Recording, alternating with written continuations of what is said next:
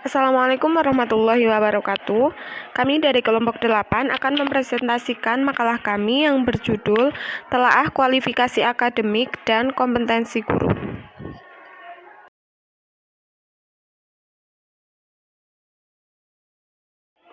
Dalam makalah kali ini akan ada 4 materi yang kami bahas, yaitu yang pertama pengertian kualifikasi akademik, yang kedua pengertian kompetensi guru, yang ketiga standar kualifikasi guru, dan yang keempat adalah standar kualifikasi akademik.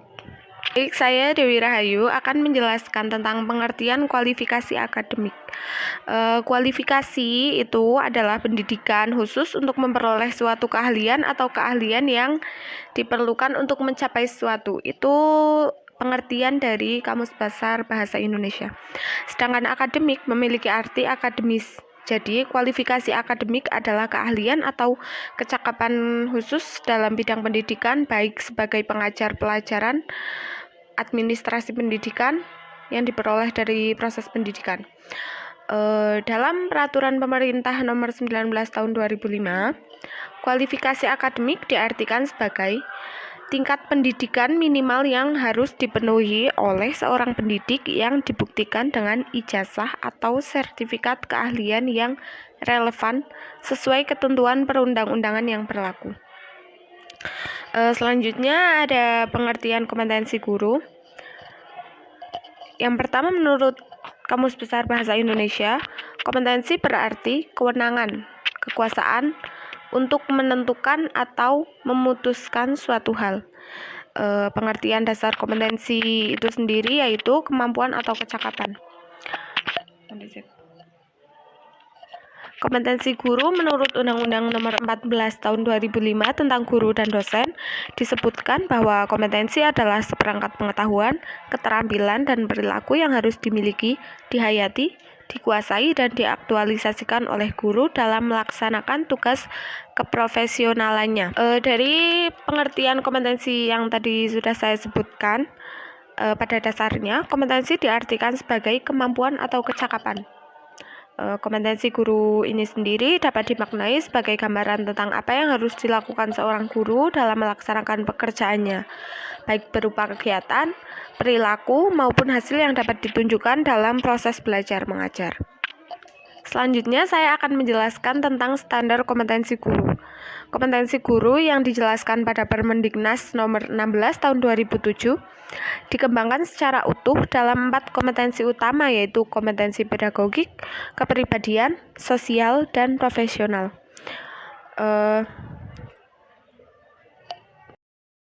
Yang pertama adalah kompetensi pedagogik. Kompetensi pedagogik merupakan salah satu jenis kompetensi yang mutlak perlu dikuasai guru. Kompetensi pedagogik pada dasarnya adalah kemampuan guru dalam mengelola pembelajaran peserta didik. Kompetensi pedagogik juga merupakan kompetensi khas yang akan membedakan guru dengan profesi yang lainnya dan akan menentukan tingkat keberhasilan proses dan hasil pembelajaran peserta didiknya. Kompetensi ini tidak diperoleh secara tiba-tiba, didukung oleh bakat, minat, dan potensi guru dari masing-masing individu yang bersangkutan. Jadi di kompetensi pedagogik ini terdapat beberapa hal, yaitu yang pertama adalah menguasai karakteristik peserta didik dari aspek fisik, moral, sosial, kultural, emosional, dan intelektual. Yang kedua, ada menguasai teori belajar dan prinsip-prinsip pembelajaran yang mendidik. Selanjutnya ada mengembangkan kurikulum yang terkait dengan mata pelajaran yang diampu. Kemudian ada menyelenggarakan pembelajaran yang mendidik dan memanfaatkan teknologi informasi dan komunikasi dalam pembelajaran yang diampu. Dan yang selanjutnya ada memfasilitasi pengembangan potensi peserta didik untuk mengaktualisasikan berbagai potensi yang dimiliki. Kemudian berkomunikasi secara efektif, empatik, dan santun terhadap peserta didik. Dan yang terakhir ada menyelenggarakan dan memanfaatkan penilaian, evaluasi, dan hasilnya. Jadi Setelah kompetensi pedagogik, yang kedua ada kompetensi kepribadian. Kompetensi kepribadian guru adalah kompetensi yang berkaitan dengan perilaku pribadi guru itu sendiri yang kelak harus memiliki nilai-nilai luhur sehingga terpancar dalam perilaku sehari-hari.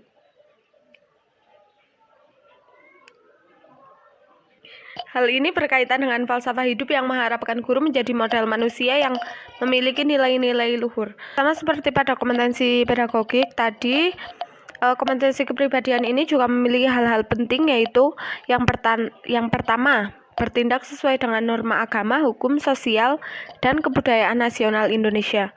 Yang kedua, menampilkan diri sebagai pribadi yang jujur, berakhlak mulia, dan teladan bagi peserta didik dan masyarakat. Yang ketiga, menampilkan diri sebagai pribadi yang mantap, stabil, dewasa, arif, dan berwibawa. Yang keempat, itu menunjukkan etos kerja, tanggung jawab yang tinggi, rasa bangga menjadi guru, dan rasa percaya diri. Dan yang terakhir ada menjunjung tinggi kode etika profesi guru. Selanjutnya akan dijelaskan oleh rekan saya. Selanjutnya mengenai kompetensi sosial. Kompetensi sosial adalah kemampuan seseorang guru untuk memahami bahwa dirinya adalah bagian yang tidak dapat dipisahkan dari masyarakat, serta punya kemampuan untuk mengembangkan tugas sebagai anggota masyarakat dan warga negara. Nah, adapun kemampuan sosial ini meliputi kemampuan dalam menguasai diri terhadap tuntunan kerja dan lingkungan pada waktu bertugas sebagai guru, seperti bersikap inklusif, berkomunikasi efektif, beradaptasi di tempat bertugas, serta berkomunikasi dengan komunitas profesi sendiri. Selanjutnya, kompetensi profesional. Kompetensi profesional merupakan kemampuan penguasaan materi pembelajaran secara luas dan mendalam yang memungkinkan guru membimbing peserta didik memenuhi standar kompetensi yang ditetapkan dalam Standar Nasional Pendidikan. Selain itu, guru juga diharapkan dapat menguasai langkah-langkah penelitian. Contohnya, menguasai materi, menguasai standar kompetensi, mengembangkan materi pembelajaran, mengembangkan keprofesionalan, serta memanfaatkan teknologi informasi dan komunikasi. Nah, selanjutnya yaitu standar kualifikasi akademik.